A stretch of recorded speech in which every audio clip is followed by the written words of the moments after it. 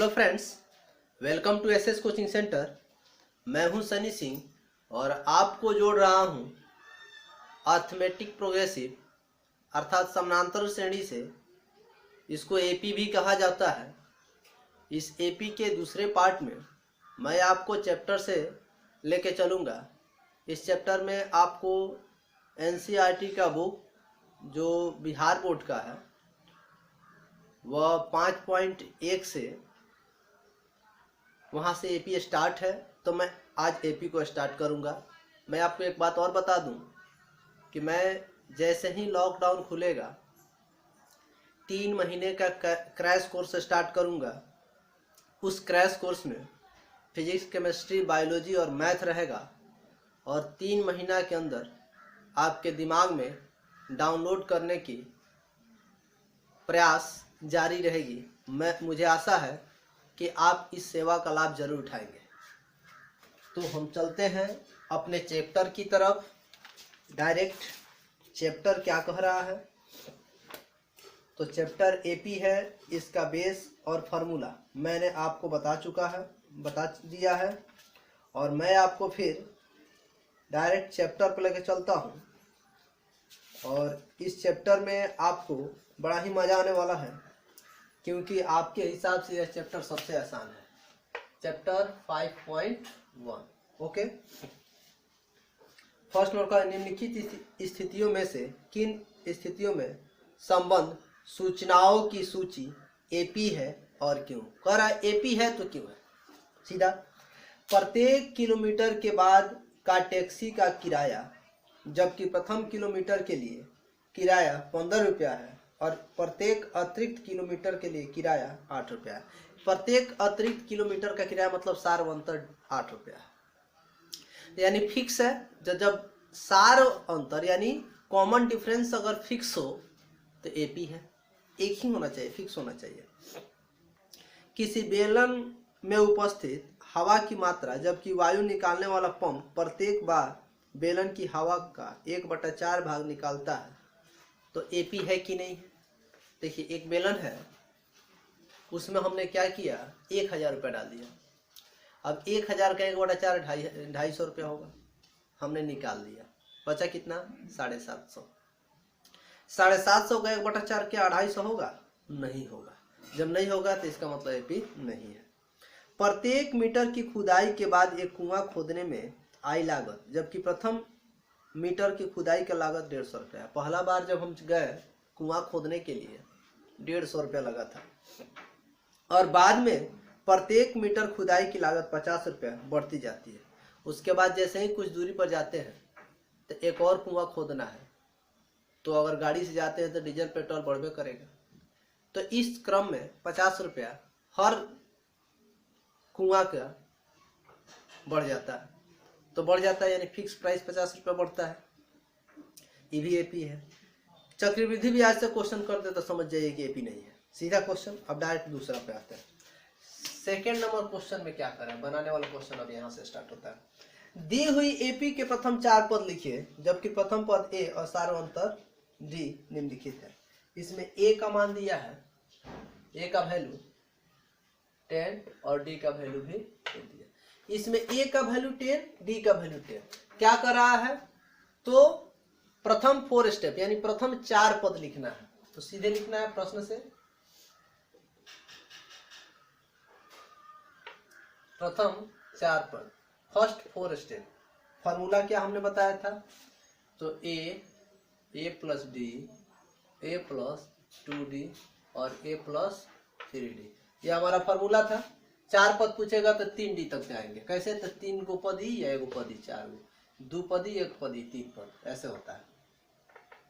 ए का वैल्यू है 10, तो ए के जगह पर 10 लिख देंगे, फिर कॉमा है तो कॉमा, ए है तो 10, जितना ए है उसके जगह पर हम पहले 10 लिखते रहे,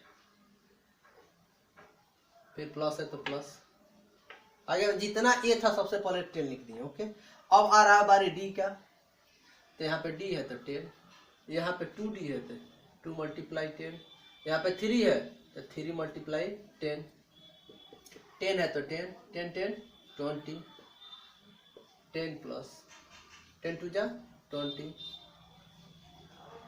10 3 जा 30, सब 10 33, ये 20 10 30 और ये 30 10 40। अप्रैल के प्रथम चार पद निकल गया। ऐसे ही निकलता है, इसमें ज्यादातर जो क्वेश्चन होगा इसी तरह होगा। ठीक है, अब हम क्या करते हैं, इसमें कोई और ले लेते हैं। जैसे मान लीजिए पॉइंट में है इसका, ये तो फर्स्ट नंबर था, इसका 5th नंबर देख लेते हैं।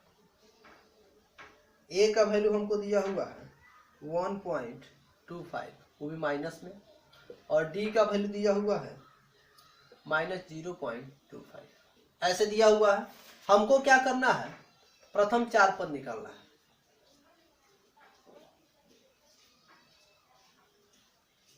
प्रथम 4 स्टेप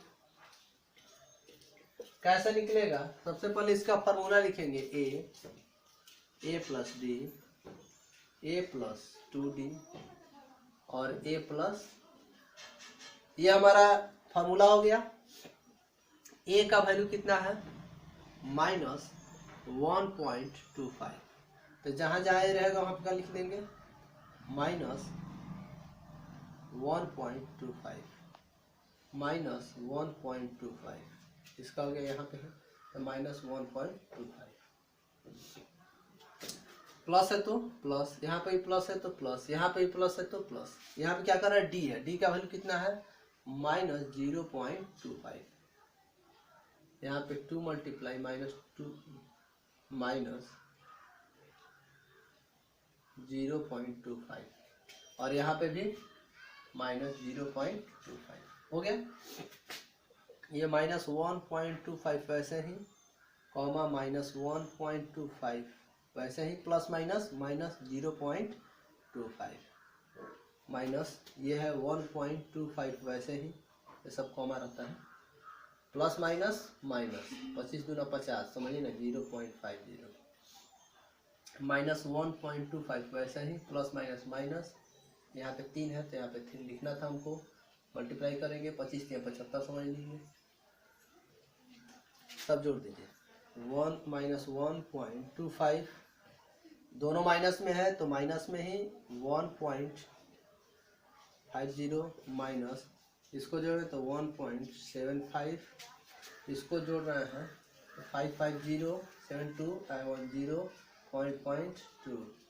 इस तरह से आपका मान एपी के प्रथम चार पद निकल गया। ऐसे ही निकलेगा, एकदम नॉर्मल, आसान से बनेगा, कहीं दिक्कत नहीं होगा आपको। मैंने बोला आपको कोई दिक्कत ही नहीं होगा, तो कोई दिक्कत नहीं होगा।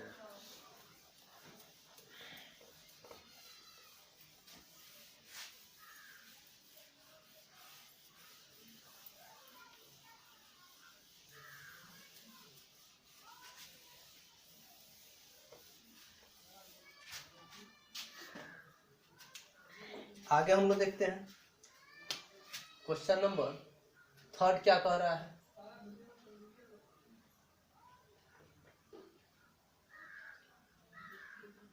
एपी दिया हुआ है 3 1 -1 -3, कह रहा है निम्नलिखित में से प्रत्येक एपी के लिए प्रथम पद और सार्वंतर निकालिए। प्रथम पद और सार्वंतर एकदम आसान है, देखिए कैसे। ये एपी दिया हुआ है, इसका प्रथम पद और सार्वंतर कैसे निकलेगा इसको देखना है।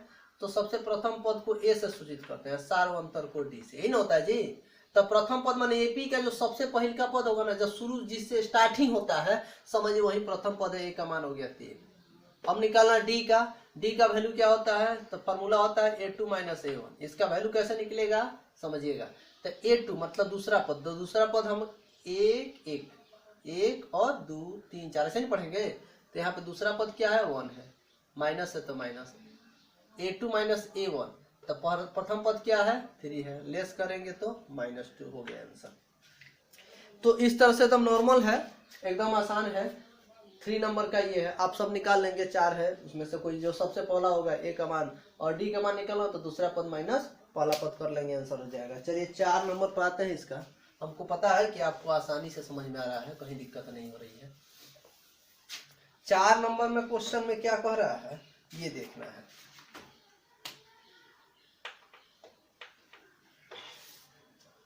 निम्नलिखित में से कौन कौन एपी है, यदि कोई एपी है तो उसका सार्वंतर ज्ञात कीजिए और इनके 3 और पद लिखिए। देखिए एपी पता किस चलता है, उसके सार्वंतर से। अगर सार्वंतर डिफिनिट है तो एपी है, और इनडिफिनिट है मतलब पता नहीं है, कभी कुछ आता है तो एपी नहीं है।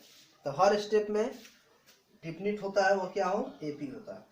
तो यहाँ पे दिया हुआ है फर्स्ट नंबर में 2 4 8 16, एपी में है कि नहीं है, सबका सबसे पहले ए निकाल लेंगे। ए का वैल्यू है 2, इसमें d1 d2 निकालेंगे। d1 का मतलब होगा a2 माइनस a1, a2 मतलब दूसरा पद, तो इसमें दूसरा पद क्या है 4 है, माइनस a1 पहला पद क्या है 2 लेस देन 2। ओके, अब d2 निकालिए। d2 का मतलब होता है तीसरा पद माइनस दूसरा पद, यानी बाद वाले पद में से ठीक पहले वाला पद घटाया होता है। बाद वाला पद क्या है 8 है, माइनस ठीक पहले वाला पद क्या है 4 है, घटाएंगे तो 4। क्या दोनों एपी है, तो लिखेंगे चूंकि d1 बराबर नहीं है d2 के, d1 not equal to d2, इसलिए यह एपी में नहीं है, एपी में नहीं है या एपी नहीं है। ओके, इस तरह से हमने क्या किया, बना लिया। लेकिन अगर एपी होता तो क्या करते, तो 4 पद और निकालना था। कैसे हम बता रहे हैं, नेक्स्ट क्वेश्चन में देख लेते हैं। कोई क्वेश्चन और देते हैं, बाकी आपका होमवर्क रहेगा, आप कंप्लीट करके लाइएगा। जो क्वेश्चन होगा अपना मिलाइएगा। मैं तो इसको टोटल ही बनाने वाला हूँ, टोटल क्वेश्चन ही बनाने वाला हूँ इसका। तो हम देख लेते हैं इसका second number question. Second number question कर रहा है 2, 5/2, 3, 7/2। ठीक है ना। वैसे तो प्रोसेस समझ ही जाएंगे, तुरंत बन जाएगा, लेकिन फिर भी देखते हैं। ए का वैल्यू सबसे पहले 2, d1 का वैल्यू दूसरा पद माइनस पहला पद, यानी a2 माइनस a1 इन हो रहा है। तो a2 का मान 5/2, a1 का मान 2, बाई में कुछ नहीं तो 1। चलिए निकालते हैं इसका एलसीएम 2, 5 माइनस 4/1/2, मतलब भिन्न का घटा हो गया।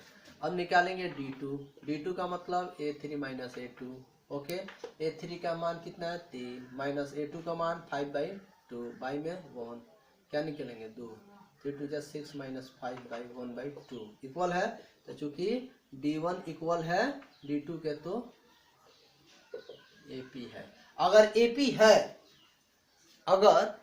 है तो अगला क्या पद निकालना है, तो अगला आपको 3 पद निकालना है, आगे 3 पद और निकालना है। कैसे निकालेंगे, तो लिखेंगे अगला 3 पद,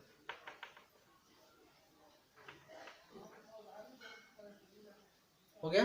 अगला 3 पद हम कैसे निकालेंगे, तो अगला 3 पद के लिए इस पर ध्यान दीजिएगा। यहाँ पे कैसे बैठा रहे, a plus D, a plus 2d, a plus 3d, इसके बाद क्या आता है a प्लस 4d, उसके बाद a प्लस 5d, और उसके बाद a प्लस 6d। देख रहे ना, 3 पद हो गया ना। इसी मान पर पूरा चैप्टर, जिसका एपी है इसी पर मान, यही मान बैठेगा, इसी में मान बैठाना है। अगर एपी है तो फॉर्मूला क्या होगा अगला 3 पद का, तो जितने भी उसमें से एपी निकल के आएंगे सब में केवल यही फॉर्मूला लगेगा, a plus 4d, a plus 5d, a plus 6d। अब देखिए यहां से हम बनाते हैं, इसका पहले मान बैठाते हैं।